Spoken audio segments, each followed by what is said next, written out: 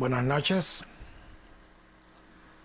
Estamos una vez más reunidos para estudiar las Escrituras.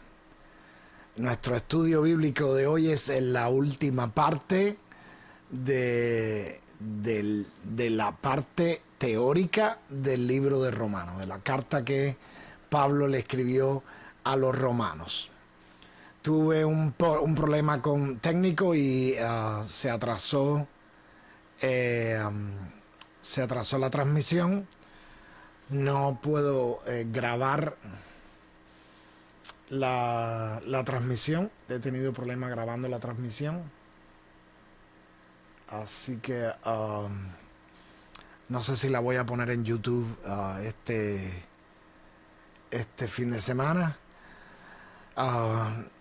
Pero haré todo lo posible. Bueno, ya tenemos algunas personas conectadas en Facebook y todavía no tenemos a nadie en Zoom, pero tenemos ya a Lenia conectada en Facebook. Recuerden, hermanos, si usted se conecta por Facebook, yo no tengo forma de saber quién es usted, excepto que ponga un comentario. Ponga un comentario y así nosotros podemos saber. Ok, bueno, entonces vamos a comenzar el capítulo 11, pero no quisiera comenzar el capítulo 11 sin regresar al 9 y al 10 para hacer un amarre de todos los detalles de esta última parte. Realmente se ha estado hablando del mismo tema. El tema es Israel. La nación escogida por Dios, el pueblo de Dios, Israel. Pero cada una de las cosas que se ha dicho, que Pablo está diciendo, realmente es una excusa para presentar un concepto nuevo acerca de la justicia que obra por fe y no por obras. Pablo está tratando de usar el ejemplo de Israel para explicar cómo funciona el Evangelio, las buenas noticias de salvación. Entonces vamos a comenzar orando. Antes de hacer nada más, vamos a orar. Oremos. Padre Celestial, Señor y Dios, te agradecemos, Señor, por esta carta que Pablo le escribió a los romanos, por la profundidad, por los temas que trata, por las implicaciones que tiene para nuestra vida. Te pedimos, Señor, que sea tu Espíritu Santo quien abra nuestras mentes y nuestros corazones a tu palabra. Te pedimos todo en el nombre precioso de Jesucristo. Amén. Amén. Bueno, ya tenemos también a los mayores Felipe e Inés conectados. Bueno, esta clase es la última clase antes de comenzar con la parte práctica de la carta. Ya dije que si ustedes han estado leyendo con detenimiento el capítulo 9, el capítulo 10 y entonces este capítulo 11 también tratan de la historia de Israel, pero Pablo está usando citas del Antiguo Testamento y está usando ciertos conceptos para hablar de la gracia, porque el nuevo pacto no entra en contradicción con el antiguo, sino que es una continuación. El antiguo pacto se hizo para que el nuevo pacto se pudiera hacer. Y eso es lo que está hablando Pablo. Así que sí, vamos al capítulo 9, empezando por el capítulo 9, que yo no voy a leerlo porque ya lo hemos leído. Vemos que en los primeros versículos del capítulo 9, bueno, en gran parte del capítulo 9 se habla del concepto de elección. El papel de la promesa en la elección es importante. La promesa, los israelitas son portadores y receptores de la promesa, pero una vez que vino Jesucristo, nosotros también somos receptores, somos beneficiados por la promesa. Y es la promesa lo que le da importancia a la elección. Es decir, la elección no es solamente que Dios escoge entre varias opciones lo que le parece que es lo mejor, porque no es así como funciona, sino que la elección no es más que una proclamación de la promesa para que nosotros nos agarremos a ella, para que nosotros seamos beneficiarios de la promesa. ¿Está bien? Dios nos ha elegido, no porque seamos los mejores, sino que lo ha hecho por gracia, para que lleguemos a ser lo que el pueblo de Israel es. Por lo tanto, Pablo tiene que hablar del pueblo de Israel para explicar qué cosa es la elección. Ahora, el otro concepto es el concepto de la justicia por fe.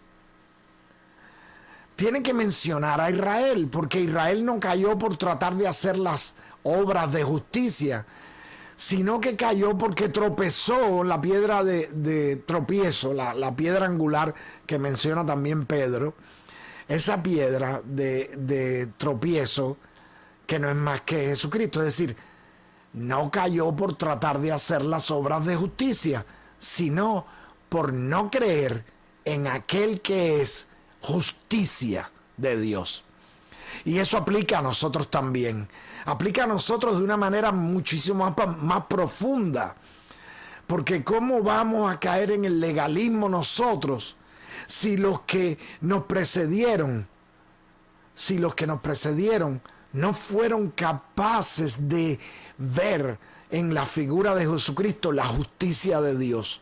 Entonces debíamos estar preocupados para que no nos pase lo mismo. Si no quiere decir que no tratemos de hacer la justicia, las obras de justicia, porque en definitiva, cuando estamos viviendo en el Espíritu, estamos haciendo las obras de justicia. Pero lo más importante es creer en Jesucristo, que es nuestra justicia, que es la justicia de Dios revelada por nosotros, que es la justicia de Dios llevando la culpa que nosotros tenemos, que era nuestra, llevando el castigo ahí en la cruz. ¿Ok? Así que el concepto de la justicia por fe también es un concepto que Pablo está introduciendo a través de la presentación de la historicidad, el problema histórico de Israel y como pueblo de Dios. Ahora, después sigue el concepto de la necesidad de la proclamación de la elección y de la justicia por fe y por lo tanto de la gracia. Hay una necesidad. ¿Cómo llegó el conocimiento de la justicia de Dios a Israel? Directamente por Dios. Fue una comunicación directa de Dios con los patriarcas a través de la promesa. Pero no funcionó, no por culpa de Dios, sino por culpa de Israel, que no supo ver la justicia de Dios en Jesucristo. ¿Ok? Así que esa comunicación directa con Dios no funciona no por culpa de Dios, sino por culpa de los hombres. Pero la extensión de la elección, la extensión que Dios ha hecho de la elección a nosotros, porque Dios nos ha extendido esa elección, ahora somos parte de los elegidos, tiene que ser proclamada. Los últimos versículos del capítulo 10 ponen a Israel en una posición un poquito extraña. Dicen que el querer acaparar la gracia de Dios para ellos nada más sonó como rebeldía y soberbia. Hermano, eso también es una advertencia a nosotros. Debemos proclamar las buenas nuevas, porque ahora somos nosotros la comunicación de Dios con los que no conocen a Jesucristo. Para que esos que están sin la gracia puedan beneficiarse. Y esa debe ser nuestra actitud, no la actitud del pueblo israelita que llegó a convertirse como en,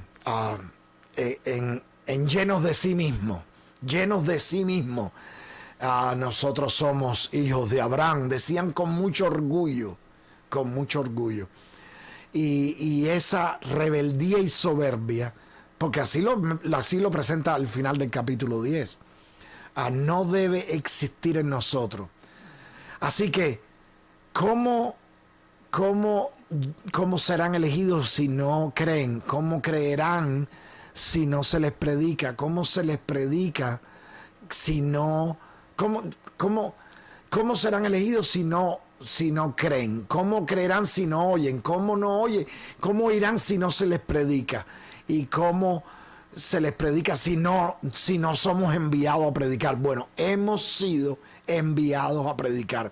Así que ese concepto en el capítulo 10 de la necesidad de la proclamación de todas estas cosas, y no solo de la elección y de la justicia por fe y de la gracia, sino de todos los elementos que hemos estado hablando en toda la carta: la justificación, las consecuencias del pecado, y no desde un punto de vista de superioridad, sino desde un punto de vista de necesidad. Necesitamos proclamar las buenas nuevas a los que no las saben. La gracia no es de mi propiedad.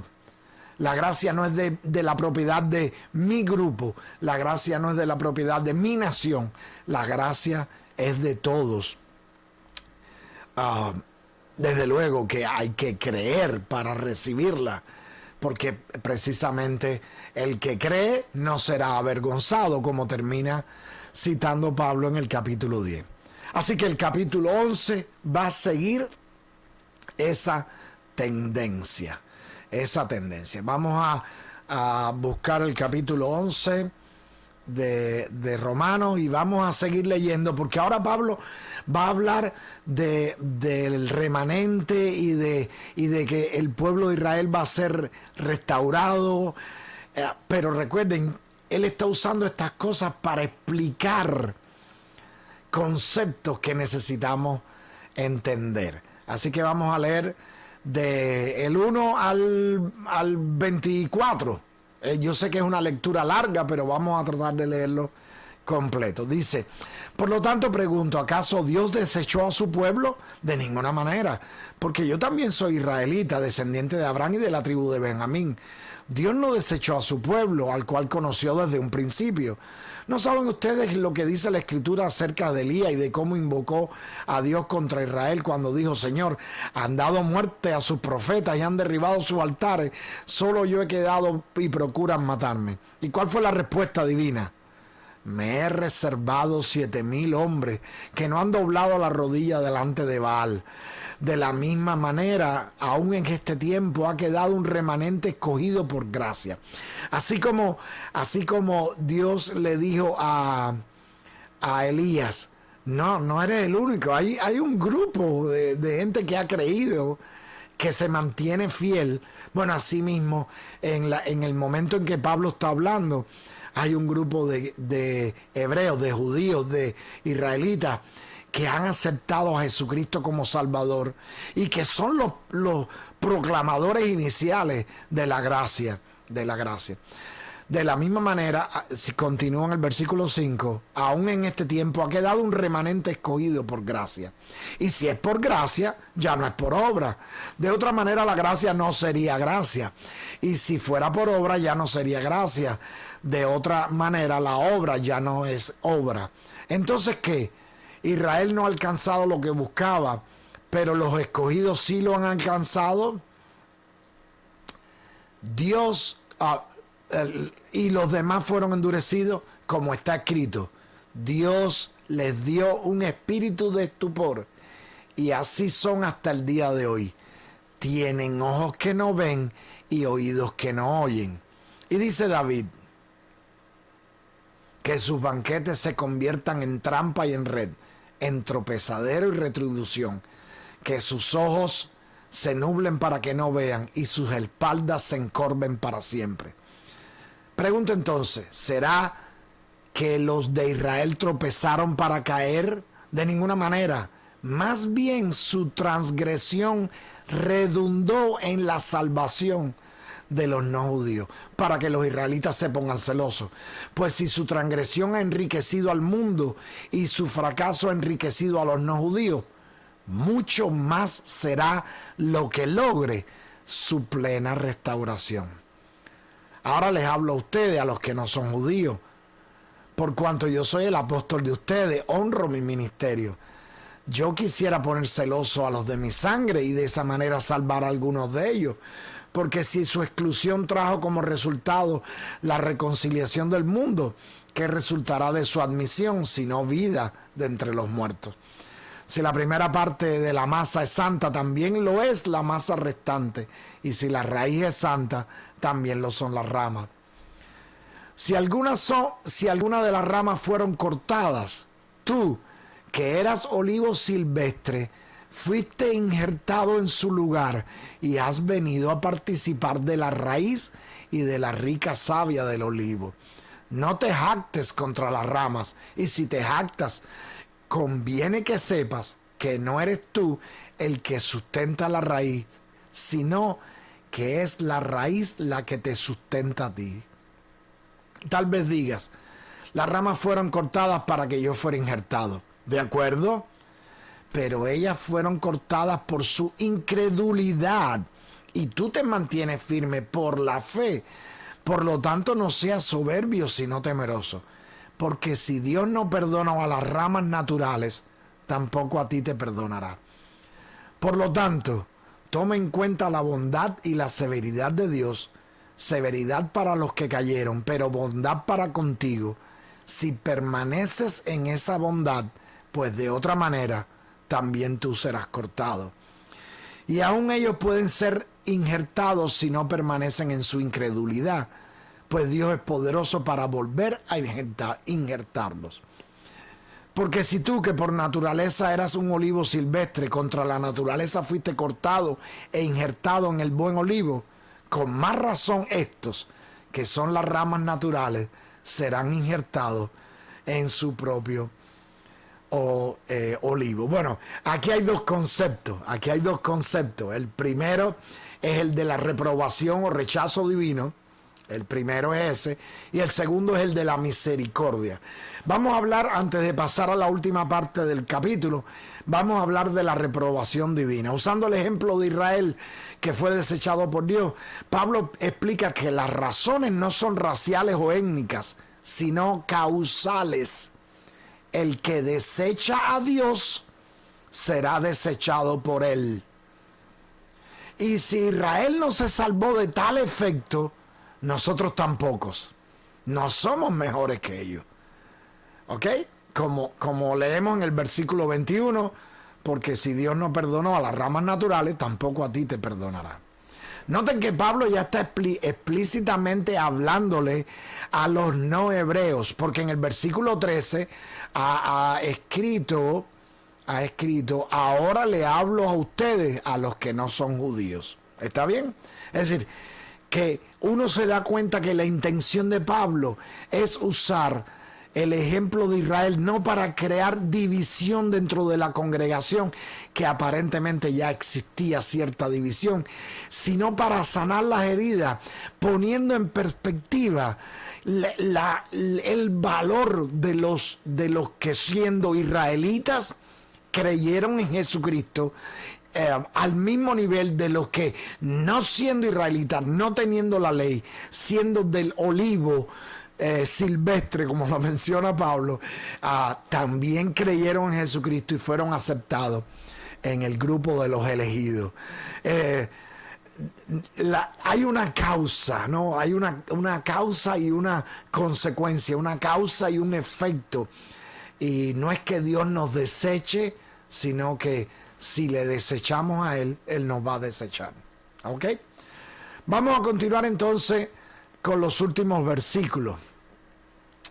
Ya tenemos ahí muchos más personas conectadas en Facebook. Elizabeth nos está mirando desde allá del norte frío, Julia Moreno y Las Cárdenas. Tenemos a varios conectados. Tenemos a varios conectados. Ok, bueno, vamos a continuar. Vamos a continuar. En el versículo 25, Pablo dice: hermanos, no quiero que ignoren este misterio. Hagan nota de la palabra misterio. Pablo no usa esta palabra así como ligeramente. Cuando Pablo pone la palabra misterio, está haciendo un énfasis en determinadas cosas. ¿Está bien? Así que no ignoren este misterio para que no se vuelvan arrogantes. Parte de Israel se ha endurecido, y esto será así hasta que se haya incorporado la totalidad de los no judíos. Y después de todo, Israel será salvo, como está escrito: el libertador vendrá de Sión y apartará de Jacob la impiedad, y este será mi pacto con ellos cuando yo quite sus pecados. Elizabeth dice que está en Wilkes-Barre, Pensilvania. No sé si lo pronuncié bien. Así, continúa en el versículo 28. Así que en cuanto al evangelio, son enemigos por causa de ustedes, pero en cuanto a la elección, son amados por causa de sus antepasados, porque los dones y el llamamiento de Dios son irrevocables. Así como en otro tiempo ustedes eran desobedientes a Dios, pero ahora han alcanzado misericordia por la desobediencia de ellos. Así también estos han sido desobedientes ahora, para que por la misericordia concedida a ustedes, también ellos alcancen misericordia. Porque Dios sujetó a todos a la desobediencia para tener misericordia de todos. Y ya que Pablo está terminando, de la parte teológica, entonces empieza a adorar a Dios. Dice: qué profundas son las riquezas de la sabiduría y del conocimiento de Dios. Cuán incomprensibles son sus juicios e inescrutables sus caminos. Porque ¿quién ha entendido la mente del Señor? ¿O quién ha sido su consejero? ¿O quién le dio a él primero para que él tenga que devolverlo? Ciertamente todas las cosas son de él, y por él, y para él. A él sea la gloria por siempre. Amén. Amén. Así que este otro concepto que ya lo va a mencionar específicamente, el concepto de la misericordia ilimitada de Dios. Hemos alcanzado misericordia, sí. Hemos sido elegidos, hemos escuchado el Evangelio, hemos aceptado el Evangelio, hemos aceptado por fe que todo lo que Jesucristo hizo por nosotros es lo que puede salvarnos. Hemos aceptado eso, pero aún así, ese proceso en el cual nosotros hemos llegado al convencimiento de que solo a través de Jesucristo somos salvos, está relacionado con la misericordia de Dios, con la misericordia ilimitada de Dios. Y si nosotros hemos alcanzado esa misericordia, los israelitas también la alcanzarán. Es difícil entender si esto que dice Pablo nace de las ansias naturales de que la nación a la cual él pertenecía, la nación escogida por Dios, vuelva a ser lo que era antes, o si simplemente le fue revelado en profecía. Yo creo lo último, yo creo que le fue revelado en profecía. Él ha sido honesto mencionando que tiene ansias de que el pueblo de Israel acepte a Jesucristo, pero yo pienso que el uso de esa palabra, el misterio, vamos a buscarla de nuevo en el versículo 25. No quiero que ignoren este misterio. Nos da una idea, es el uso de esa palabra nos da una idea de que él está presentando este concepto aunque ni siquiera es de fácil comprensión para él.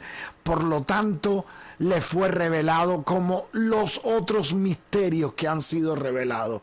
Y si ustedes quieren comprobarlo así, simplemente vean en todas las cartas de Pablo, cada vez que usa misterio, cómo lo está usando. Habla de cosas que se le escapan a su conocimiento, o más bien a su razonamiento humano, pero que lo ha aceptado por fe, porque le ha sido revelado por Dios. Así que mi conclusión es esta, de que el pueblo de Israel va a ser completamente restaurado, es una profecía que le fue dada a Pablo. ¿Está bien? Así que, haciendo uso de la historia de Israel, Pablo ha presentado todos estos conceptos importantes de las buenas nuevas. Pablo termina la presentación teórica del Evangelio. Podemos hacer un sumario. La esclavitud de Cristo es mejor que la esclavitud del pecado. La esclavitud del pecado no es estática, sino que es presentada como una vorágine cada vez más profunda que atrapa al individuo progresivamente, despojándole no solo de su libertad individual, sino también de su dignidad humana. La paga del pecado es muerte. El resultado final de la degradación humana bajo el pecado es la muerte física y espiritual.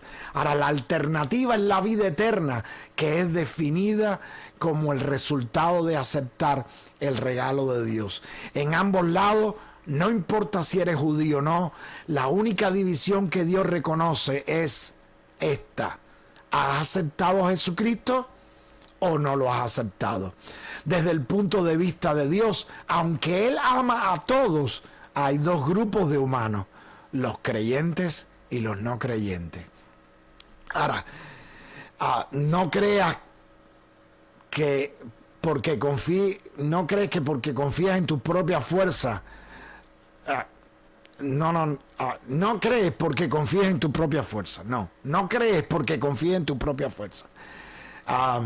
Porque la ley del pecado que hay en los que creen que pueden confiar en ellos mismos demuestra que están equivocados. La liberación, la única liberación del cuerpo de muerte es posible gracias a Jesucristo. Podemos vivir una vida de bendición andando en el Espíritu, llena de promesas maravillosas. Y así como el pecado entró por un hombre, es posible vencerlo por las acciones de otro hombre, Jesucristo. Y la elección y rechazo de la nación de Israel no es una anomalía en el plan de salvación, no es un error de Dios. Dios no se equivocó con Israel, sino una demostración de la necesidad de creer y confiar en Dios para no ser completamente avergonzado.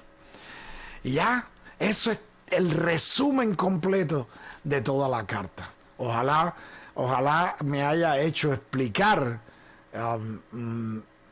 tratando de hacer un resumen. A veces uno deja cosas fuera, pero me parece que he mencionado los puntos más importantes.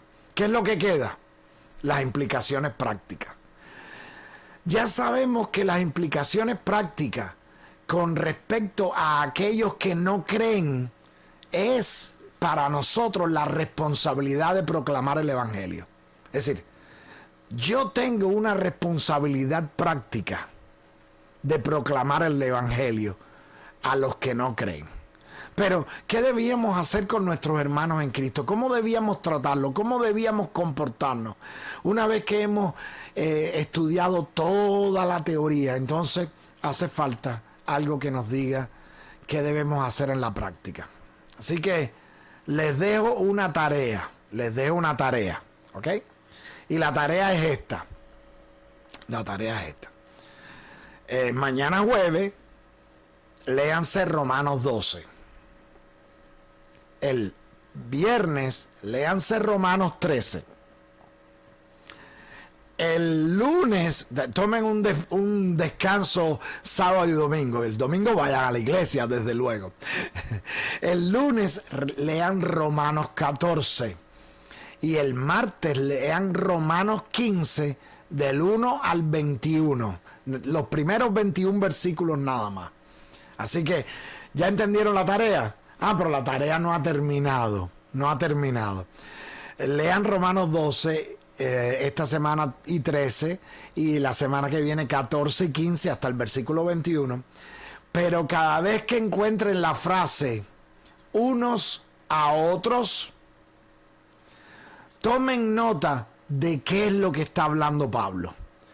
Si Pablo dice, lávense los pies unos a otros, pues pónganlo en una listica. Estas son las cosas que debemos hacer.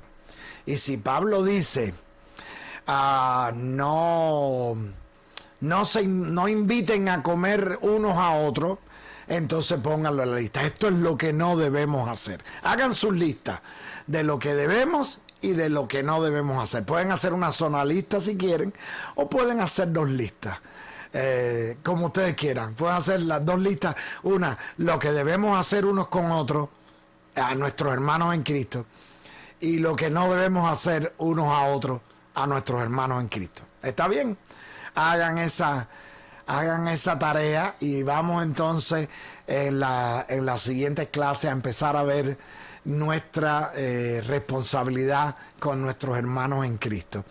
Porque ese problema latente que estamos viendo durante toda la carta de Romanos entre el grupo judío o hebreo, israelita, en la iglesia de Roma, y los gentiles, los que eran no judíos, esa tensión, ahora podemos combatirla de una forma práctica con estos capítulos, el 12, el 13, el 14 y el 15, los últimos capítulos de Romanos, porque vamos a empezar desde luego. Romanos 12 empieza, por tanto, por todo esto que hemos explicado, les ruego que presentéis sus cuerpos en sacrificio vivo, santo y agradable a Dios, que es vuestro culto racional. Pero ese sacrificio vivo requiere una actitud hacia los que nos rodean, que estamos en el mismo grupo de cristianos, y necesitamos entender cómo comportarnos. Bueno, ya son las 35, así que es momento de terminar. Tenemos también a Idelvi con nosotros. Bueno, tenemos 12 personas conectadas, así que gracias a Dios por su asistencia. Vamos a orar para terminar. Oremos. Gracias, Señor, por este capítulo maravilloso que termina la parte teórica del Evangelio. Te agradecemos, Señor, por tu palabra. Tu palabra es verdad. Tu palabra es profunda, pero también es clara. Vemos, Señor, como las personas que tú usaste para escribir tu revelación eran personas que no solo tenían una gran devoción para ti, sino también sentían amor y responsabilidad por las personas que les rodeaban. Y gracias a eso, Señor, tenemos un evangelio que no es solo maravilloso, sino que es real en nuestras vidas. No tiene contradicciones, porque está lleno de tu amor. Gracias, Señor, por las buenas nuevas de salvación. Gracias por la justificación. Gracias por la redención. Gracias por todas las cosas que tú has hecho por nosotros. En el nombre precioso de Jesucristo oramos. Amén. Amén. Bueno, hermanos, que Dios les bendiga. Muchas gracias por todo. Amén.